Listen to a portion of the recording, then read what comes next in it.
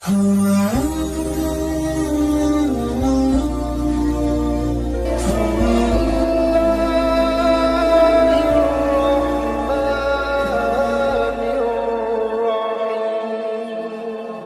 علیکم۔ محرم الحرام اسلامی سال کا پہلا مہینہ ہے اور یہ اللہ تعالیٰ کے نزدیک ان 4 حرمت والے مہینوں میں شامل ہے جن کا ذکر قرآن مجید میں سورہ التوبہ میں کیا گیا ہے۔ بے شک اللہ کے نزدیک مہینوں کی گنتی 12 ہے، ان میں 4 حرمت والے ہیں۔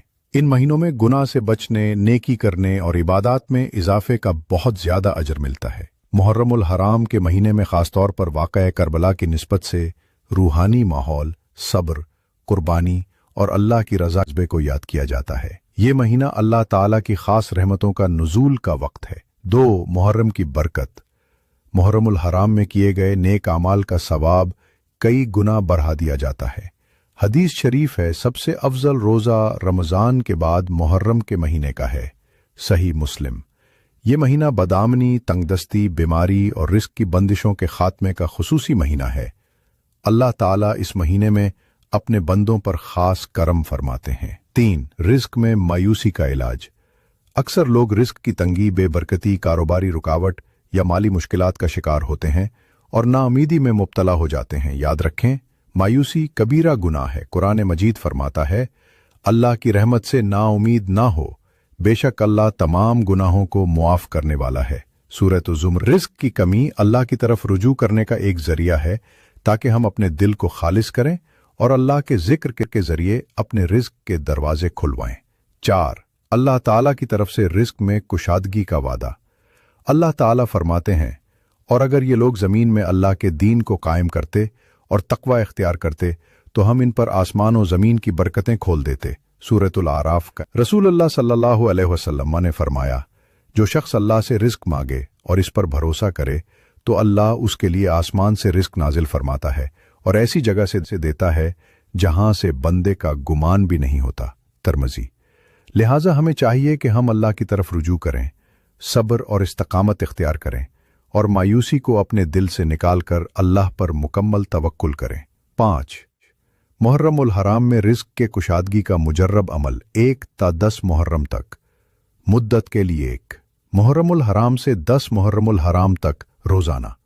وقت نماز مغرب کے بعد باوضو طریقہ کار: 7 مرتبہ سورۃ الفاتحہ، 7 مرتبہ سورۃ الاخلاص، 7 مرتبہ سورۃ الفلق، 7 مرتبہ سورۃ الناس، 70 مرتبہ درود ابراہیمی، اللہم صلی علی محمد وعلی آل محمد کما صلیت علی ابراہیم وعلی آل ابراہیم انک حمید مجید۔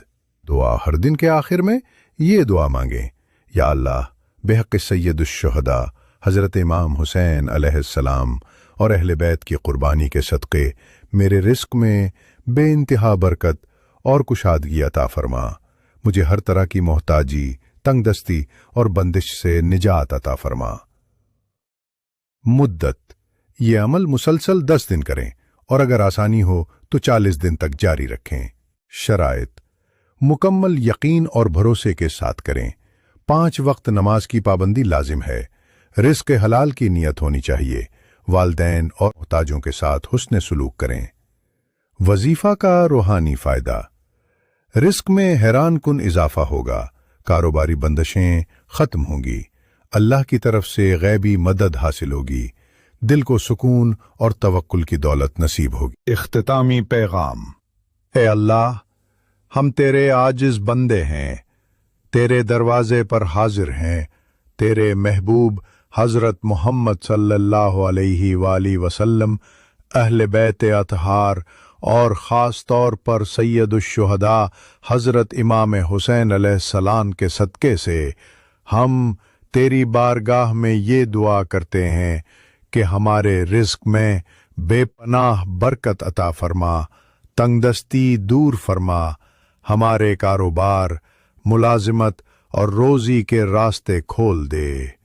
یا اللہ، جو کوئی بھی اس عمل کو اخلاص نیت کے ساتھ کرے، اس کے دل سے مایوسی ختم فرما دے، اس کے لیے غیب سے مدد فرما اور اسے اپنے کرم کے خزانوں سے وہ عطا فرما جو اس نے کبھی سوچا بھی نہ ہو۔